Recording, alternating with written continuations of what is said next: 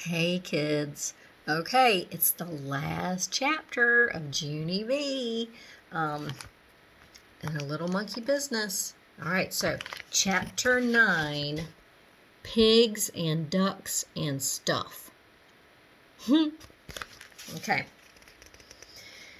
Principal went into room 9 with me. Then he clapped his giant hands together. "Boys and girls, may I please have your attention," he said. "I would like to explain what happened during show and tell today. It's about Junie B. Jones and her new baby brother." Just then that Jim I hate jumped right up out of his chair. "He's not a monkey, is he?" he shouted very loud. "I knew it! I knew he wasn't a monkey!" I made a big fist at him. "How would you like this up your nose, you big dumb Jim?" I hollered. Then Principal frowned at me.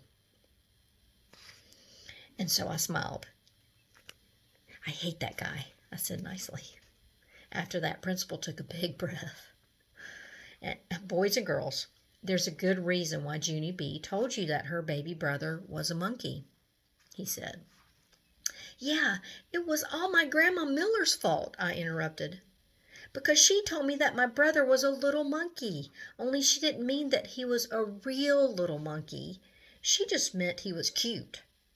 Only who the heck knew that dumb thing?" Principal made another frown at me. Then he talked some more.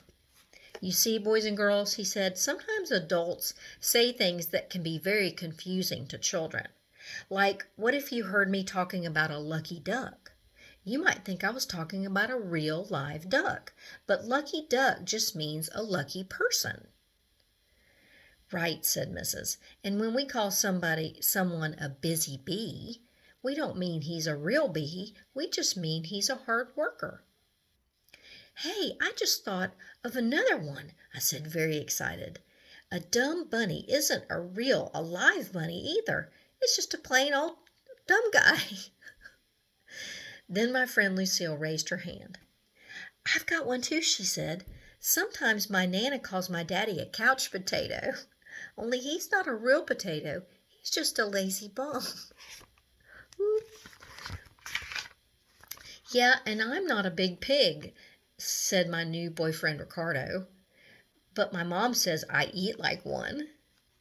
After that, a whole bunch of other kids said they eat like pigs too. Only a boy named Donald said he eats like a horse. I say that one. And Crybaby William eats like a bird. Just then it was time for the bell to ring, and so me and Principal said bye-bye to each other, and I went to my seat. Then I gave Lucille back her red chair.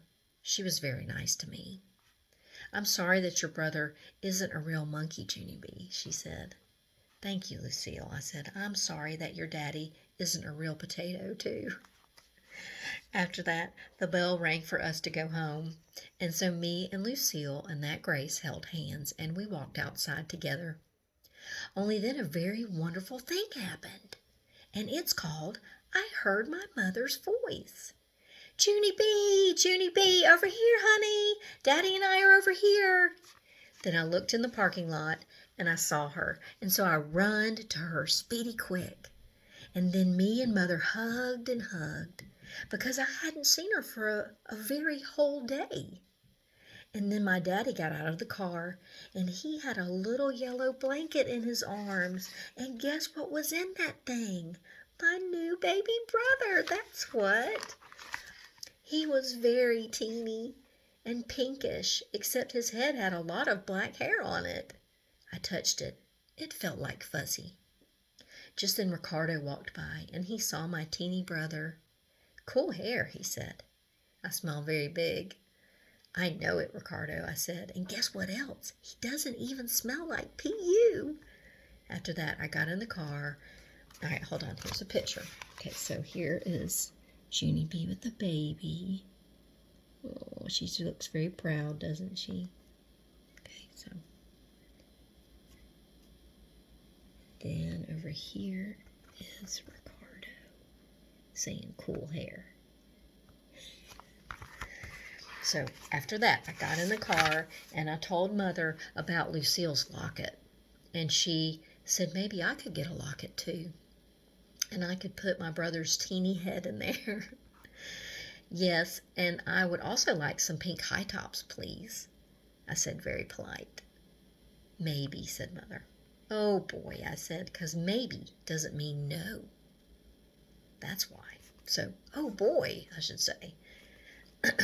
And so then I lifted up the blanket and I peeped at my baby brother one more time.